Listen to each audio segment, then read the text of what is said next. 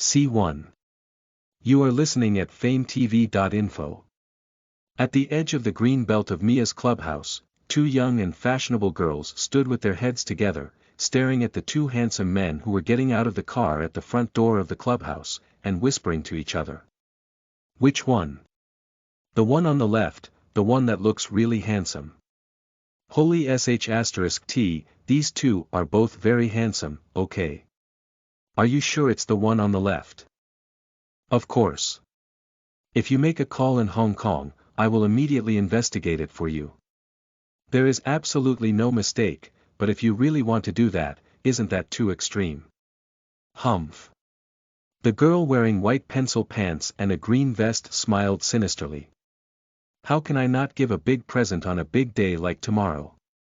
She looked at the back of the figure as she entered the revolving door, and her small face turned extremely evil. 10:30 p.m. Luo Han entered the club's room 3358 to rest, take a bath, and wrap himself in a bath towel. He poured himself a glass of red wine and leaned lazily on the sofa to enjoy it. That night, they complimented each other well. Ding dong. The doorbell rang. That he frowned slightly, got up and went to open the door. He saw a girl wearing a leopard print miniskirt and heavy smokes. Her almond-shaped eyes were very bright, and she looked more and more lively. Although she dressed up quite mature, it was still hard to hide her fresh, green apple-like scent, especially the two small lumps on her chest. After tasting all kinds of women, he was able to see through them with a single glance. Sir, are you lonely tonight?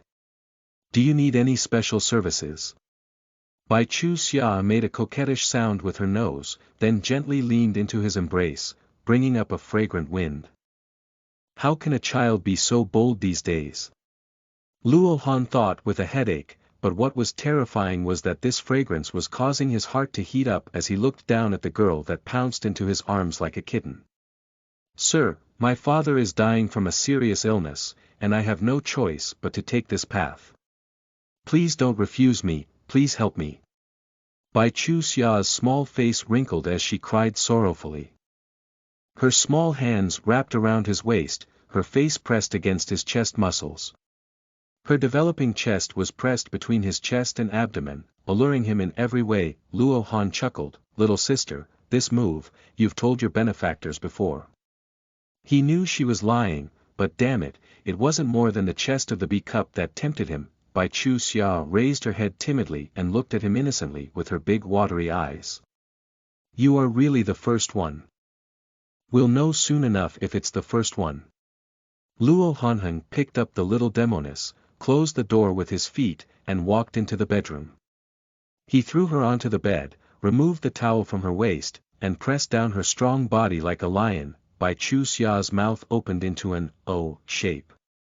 His almond eyes were also round. He must be a monster. Scared. Luo Han grabbed her hand and said, don't worry, you'll like it. I want to take a bath first. Bai Chu Xia swallowed her saliva and started to panic. No need, you smell good. Bring this fragrance with you and make it with me. Luo Han pressed down his muscular body and kissed her red lips that he couldn't wait to eat her. Listen to the full novel at FameTV.info, direct link in the description.